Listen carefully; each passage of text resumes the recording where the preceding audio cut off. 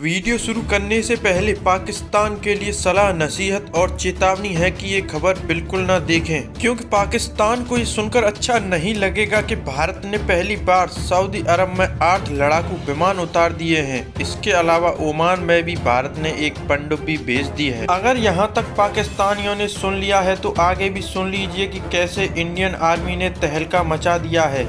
सबसे पहले बात करेंगे सऊदी अरब की, जो कभी पाकिस्तान का दोस्त हुआ करता था। भारतीय वायुसेना के विमान पहली बार सऊदी अरब की सरजमीं पर उतरे। भारतीय सेना के 8 विमान अचानक रॉयल सऊदी वायुसेना के एयर बेस पर पहुंचे हैं। इन विमानों को ब्रिटेन जाना था, लेकिन फ्रेंडली स्टॉप ओवर के रूप में ये विमान सऊदी अरब में रुक गई। फ्रेंडली स्टॉप ओवर का मतलब है कि ब्रिटेन की लंबी यात्रा से पहले इन विमानों में ईंधन भरा जा सके और इनकी अच्छे से मरम्मत भी की जा सके। आज से पहले सऊदी अरब के किसी भी एयर बेस पर इंडिया के विमान नहीं उतरे हैं। इस घटना को भारत और सऊदी अरब के संबंधों में ऐतिहासिक क्षण माना जा रहा है। वैसे तो डिफेंस के मामले में सऊदी अरब पाकिस्तान का करीबी रहा है, लेकिन यहाँ तो अचानक वक्त ही पलट गया, जज्बात ही पलट गए। बताया जा रहा है जिन भारतीय विमानों ने सऊदी अरब के एयर बेस पर लैंड किया है उनमें 5 मिराज 2000 लड़ाकू विमान हैं, 2 C-17 ट्रांसपोर्ट विमान और एक IEL-78। इन विमानों में 145 एयर वॉरियर्स भी शामिल थे। भारतीय वायुसेना की ये टीम रात भर सऊदी अरब के एयर बेस पर रुकी और उसके बाद सुबह रवाना हो गई।